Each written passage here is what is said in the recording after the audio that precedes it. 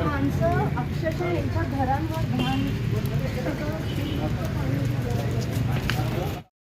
वरचं पाणी आहे वर एक टिंबर आहे आणि खाली आहे खाली वरती पडते त्याच्यामध्ये हे आता जे पडते हे कमी आहे. तुम्ही जर पावसाळ्यात आला तर हे अख्खा नाला असा वाहत असतो. त्याच्यात त्यांचं म्हणजे बाथरूमची त्यांनी टाकलेला कचरा सगळं इथनं वाहत असतं. आता हे इथंपर्यंत घरं नाही आहे पण खाली सगळी घरं ते त्या लोकांच्या घरात पाणी शिरतं. साहेब घरात नाही पाणी शिरतं. आरसीसी बांधून घ्या ना. त्या पाईपला जोडायचा म्हणजे ओव्हरफ्लो पुढेच होणार. हा जो चेंबर आहे त्याची वरून पडते पाणी. मी त्यांना काय सांगितलं वरचा जो चेंबर आहे तर त्याची डेप्थ वाढवू खाली 3 फूट त्याची हाईट थोडी वाढवू आणि त्याला मॅच करून देऊ एका लेवलला. पण आधी बांधकाम इकडूनच करायचं होतं ना कुठलं या बाजूने ह्याचं पश्चिम खाली आहे ना त्याचं आउटलेट खाली आहे. वरनं टाकणार प्रायव्हेट प्रॉपर्टी आहे नाही ते करता येईल पण वरनं टाकणार हो. संस्था म्हणजे सोसायटी आहे ना त्यांची. असतं ना तर आपलं 10-15 फूट लावलं असतं तर काय फोन सुद्धा उचलत नाहीये ते. ठीक आहे चालेल. बरं का साहेब तुम्ही इथं बरं की ह्या ज्या गोष्टी इथं पडलेत कचरा हा गरीबाला परवडत नाही. म्हणजे हे गरिबांनी टाकलेलं नाहीये हे सुशिक्षित माणसाने टाकलंय. बरोबरच आहे बरोबर. मग जर सुशिक्षित माणसालाच माहिती नाही कचरा कुठं टाकायचा तर कसं आपलं शहर स्वच्छ राहणार. बरोबरच आहे. हे डायपर्सचे हे आहेत हे लोक गरीबाला परवडत नाही. कोण आहे आरोग्य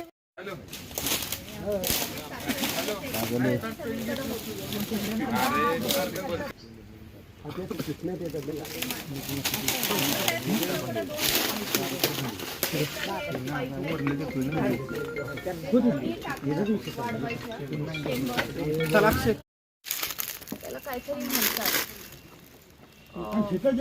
सर्व भाडेकरीच आहे. नाही तसं नाही.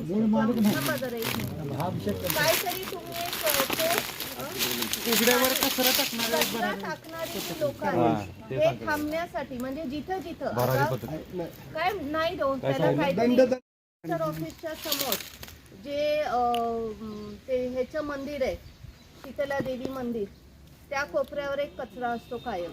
ते जर तुम्ही कचरा बघितला ते सगळे तिथले जे दुकानदार आहेत त्यांचा तो कचरा असतो. तसंच खाली कोर्टाच्या तिथं त्या ओढ्याच्या तिथं सगळ्या गाड्यांचा कचरा पडतो. सगळे जे चायनीज वाले किंवा हे हातगाडीवाले जे आहेत त्यांचा कचरा ते रात्री येऊन तिथं टाकतात. अशा सगळीकडे जर तुम्ही बघितलं कचऱ्याचं प्रमाण जे आहे लोक त्यांच्या सोयीसाठी तिथं कचरा टाकतात. गरिबाचा कचरा नाहीये. त्याच्याशी सुशिक्षित माणूस असुशिक्षित माणसाचाच प्रश्न नाहीये. उलट जो सुशिक्षित माणूस आहे तो कचरा टाकतो.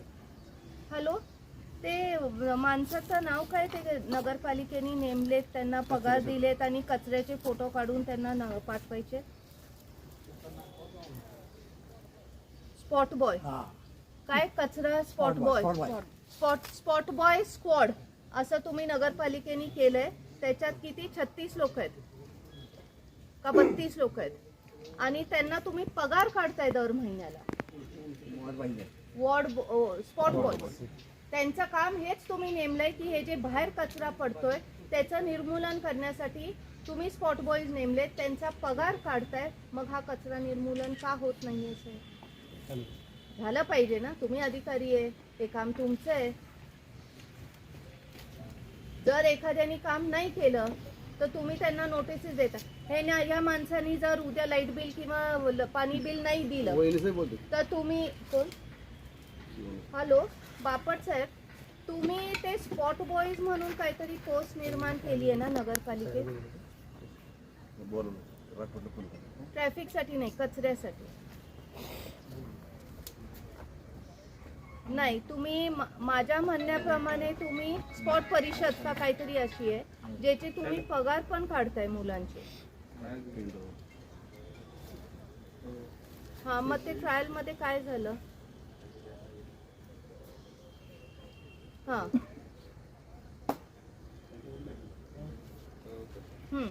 बंद केलं कसं आहे? टेम्पररी नाही, टेम्पररी नाही म्हणू शकत, ओरिजिनल केलं ना पण कायमचा विषय झाला. आत्ताच आहे. 8 वर्ष, किती वर्ष मॅडम? 8-10 वर्ष त्या टॅक्स भरत नाही. आंबेकरांनी इथलं कोणी टॅक्स भरत नाही. घाण काढली इथली, खरं म्हणलं तरी. मग नेत्यांना सांगितलं होतं त्यावेळेस मी कचरा काढा. मग का नाही काढला? तुमचं काम नाही का बघायचं मी काढला साहेब? तेवढंच नाही, तुमच्याकडे घंटागाड्या आहेत ना, हे एवढी जर भरलेली घंटागाडी असली तर ह्यातनं पडणार नाही रस्त्यावर. दुसरी गोष्ट, तुम्ही नागरिकांना आव्हान करताय ओला कचरा वेगळा करा, सुका कचरा वेगळा करा.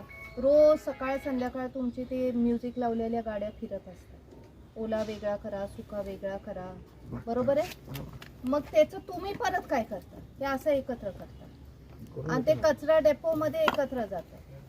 दुरुस्ती करून कधी? 2 दिवसात. 1 महिना झाला ही अशी कंडिशन आहे. नाही 2 महिने बऱ्याच वेळ काढलेला दुसरं, तुमचा कचरा हा रस्त्यावर पडतो. आताच मगाचाच विषय ते मगाचा विषय नाही साहेब, तुम्ही येत नाही विषय निपटायला, म्हणून हा मगाचा विषय आहे. तुम्हाला ह्या गोष्टी कितीतरी वेळा सांगितल्या. तुमच्या नगरपालिकेच्या गाड्या ह्या कासला जातात कचरा आणायला, हॉटेलवाल्यांचा, पण इथं नागरिकांसाठी त्या 4 फेऱ्या वाढवू शकत नाही का? आपल्या गाड्या नाही, प्रायव्हेट गाड्या. साहेब मी बातमी लावली, मी शिवसाहेब तुम्ही नाही म्हणून ढकलू नका. काय नाही म्हणून ढकलू नका ना साहेब. तुम्हाला हा कचरा जर बाहेर पडलाय, तुम्ही त्या सोसायटीवर काय ऍक्शन घेतली? दुसरी गोष्ट, थांबा, सगळीकडं जो कचरा पडलेला असतो, मेन तुम्हाला सांगते, तुमचं अजिंक्य कॉलनीच्या भोवती सगळीकडं कचरा पडलेला असतो. तिथं कुठं झोपडपट्टी आहे? नाही. सगळा सुशिक्षित वर्ग आहे. तुमच्या कोर्टच्या शेजारी जो ओढा आहे, तो ओढा जाऊन बघा, त्याच्यात सगळीकडे कचरा पडलेला आहे. सगळे हातगाडीवाले संध्याकाळचा येतात, तिथं कचरा रिकामा करतात. तिथं तुम्हाला जो कचरा पडलाय त्याच्यावरनं तुम्हाला कळेल की हा हातगाडीचा कचरा आहे. कुठल्या म्हणजे बिगरीतल्या पोराला पण सांगूल की तो हातगाडीचा कचरा आहे.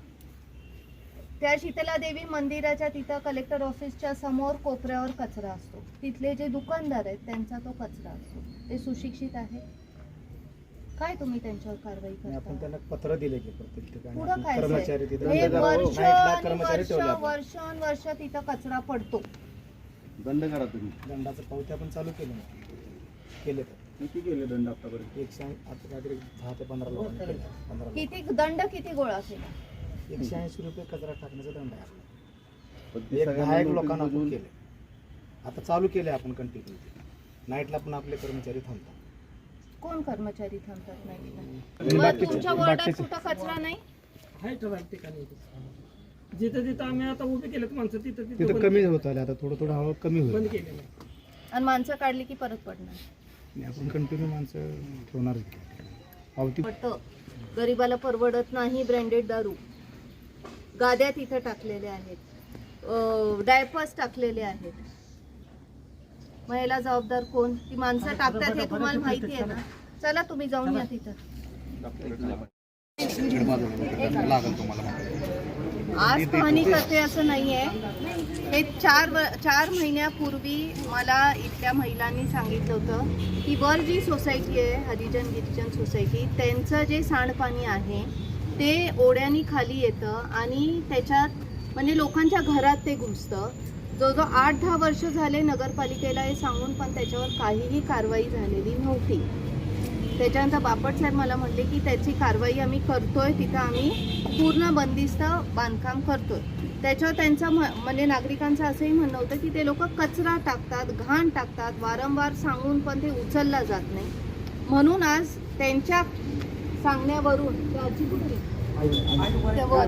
त्यांच्या सांगण्यावरून मी आज आली आहे. ते खरंच तशी परिस्थिती आहे का बघायला, आणि खरंच ती परिस्थिती आहे.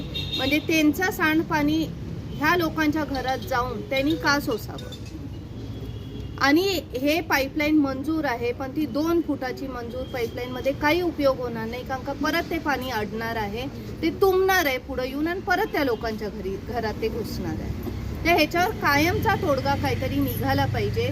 बापट साहेबांनी सांगितलंय की आम्ही ती पाईपलाईन मोठी करतो, ज्या तिथं वर 2 टाक्या आहेत सॅनिटेशनच्या त्या पण मोठ्या करतो, म्हणजे ती त्यांना म्हणजे तशी सुविधा होईल. पण त्याच्याहून जास्त माझं म्हणणं आहे की ज्या सोसायट्या असं त्यांचं सांडपाणी बाहेर सोडतात, दुसऱ्या नागरिकांना त्रास होतो, त्या सोसायट्यांवर कारवाई व्हावी. जिथं जिथं लोक बाहेर कचरा टाकतात त्या लोकांवर कारवाई व्हावी, कारण का कुठलाही गरीब माणूस स्वतःचा कचरा बाहेर टाकत नाही, त्यांच्याकडे तेवढा कचरा करायचे पैसेच नसतात. ह्याचे जर तुम्ही कचरा बघितला तर याच्यात प्रामुख्यानं भारी दारूच्या बाटल्या असतात, तिथं तर गाद्या पडल्यात, डायपर्स पडलेले आहेत, अशा गोष्टी हे गरीब टाकत नाही. हे सुशिक्षित माणूस स्वतःचं म्हणजे काम हलकं करायला म्हणून वाटेल तिथं टाकतात. ही गोष्ट थांबली नाही तर तुमचं शहर कसं सुंदर होणार आहे. तर प्रत्येक नागरिकाला जर वाटलं की हे माझं शहर आहे, मला साफ ठेवलं पाहिजे, माझी जबाबदारी आहे, मी घंटागाडीतच टाकणार किंवा मी त्या कचऱ्याचं स्वतः निर्मूलन करणार, तर जास्त बरं. त्याच्यासाठी आज इथं आलेली बघते. ओके.